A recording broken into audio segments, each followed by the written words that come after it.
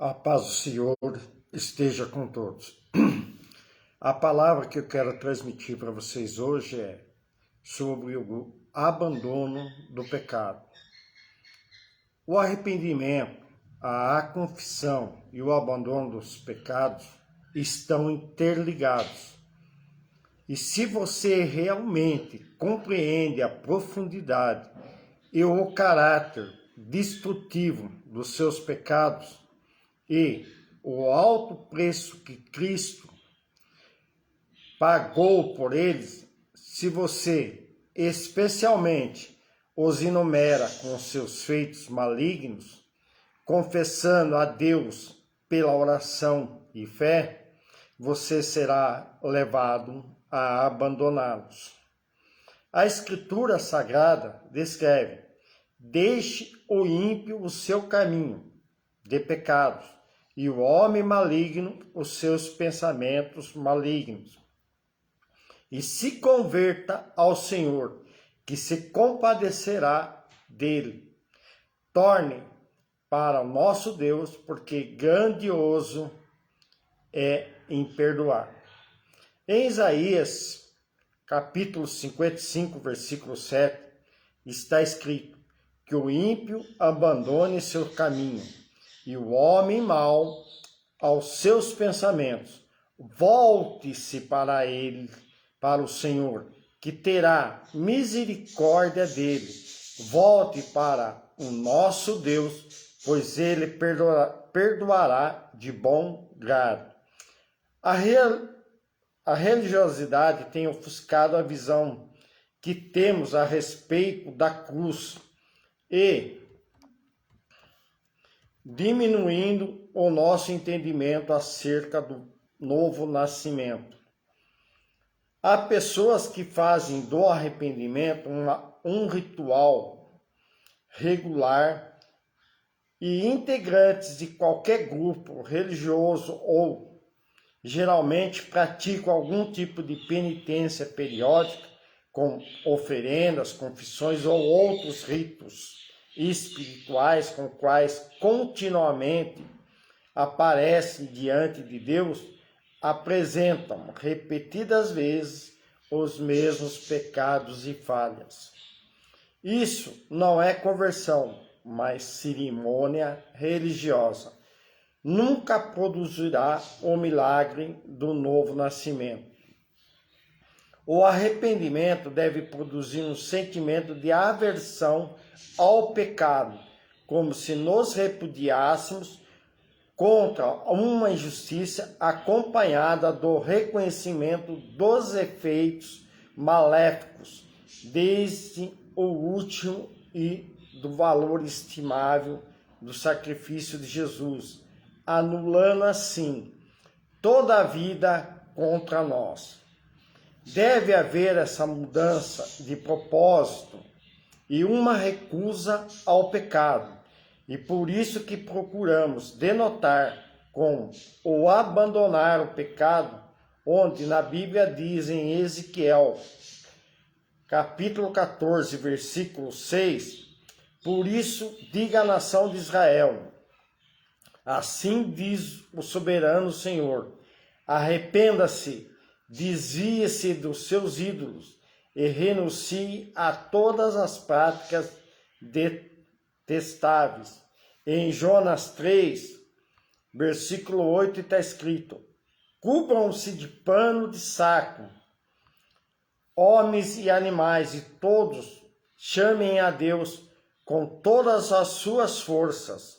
Deixem os maus caminhos e a violência. E Pedro, no seu sermão, quando ele e João curaram na porta do templo, chamada Formosa, um aleijado de nascença, que ali era colocado todos os dias para pedir esmolas ao que estavam no templo, como está escrito em Atos 3, versículo 19 e 20,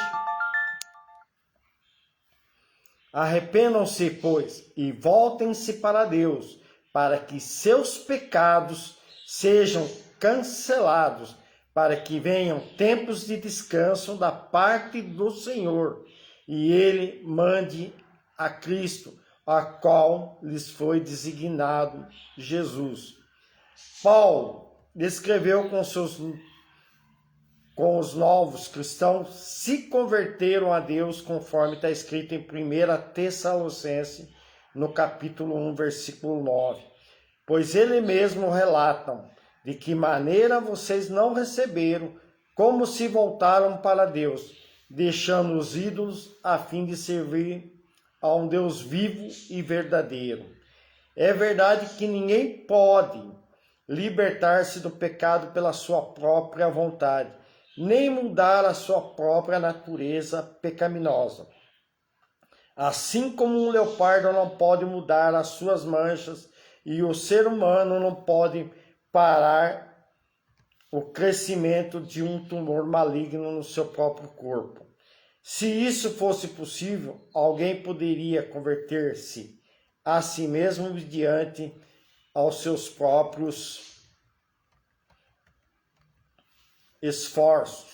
No contexto da história universal, podemos observar que o pecado faz parte da raça humana e que, a despeito de tudo quanto a sociedade culta tem aprendido e ensinado, todas as crianças nascem com os mesmos instintos, e por isso que as guerras continuam assolando o mundo. Novos líderes ficam inquietos, querendo conquistar os demais e reinar sobre eles. Os mesmos pecados que foram praga e arruinaram as gerações anteriores estão repetindo o seu mesmo processo maligno no mundo de hoje. Não existe pecado novo, mas sim novos personagens a praticá-lo. O único poder capaz de transformar a vida é o poder salvífico de Jesus Cristo, que, mediante uma nova criação, opera no homem um novo nascimento. Isso pode ter convertido assassinos como Saulo de Tarso, que a gente pode observar em Atos 9, do versículo 1 ao 9 e no 15, e em humildes seguidores de Cristo, em Atos 24, no versículo 14 e 15.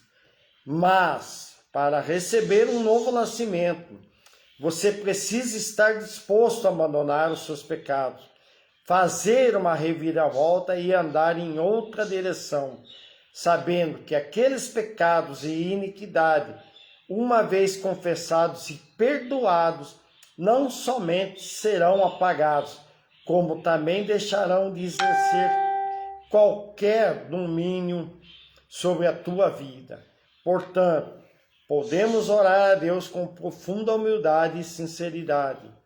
Meu Senhor e Mestre, reconheci quão malignos são os meus pecados e o meu coração anseia por libertação.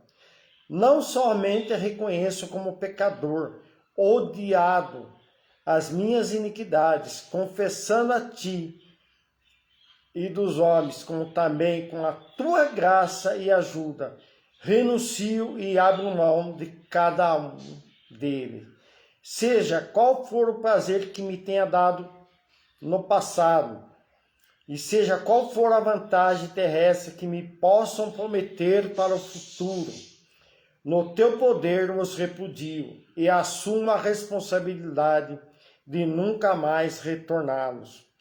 Faço essa súplica confiando no poder do sangue de Jesus Cristo, não apenas para perdoar aqueles pecados, mas também para romper internamente o poder deles sobre a minha vida. A minha vontade é ficar separado das minhas iniquidades. O meu desejo e o domínio deles sobre mim sejam quebrados. Portanto, eu abandono, renuncio e deixo o meu passado, a minha vida e os meus hábitos pecaminosos. Peço humildemente a tua graça e o teu poder para me capacitar e não mais voltar à minha velha natureza pecaminosa e iníqua. Em nome de Jesus, Amém.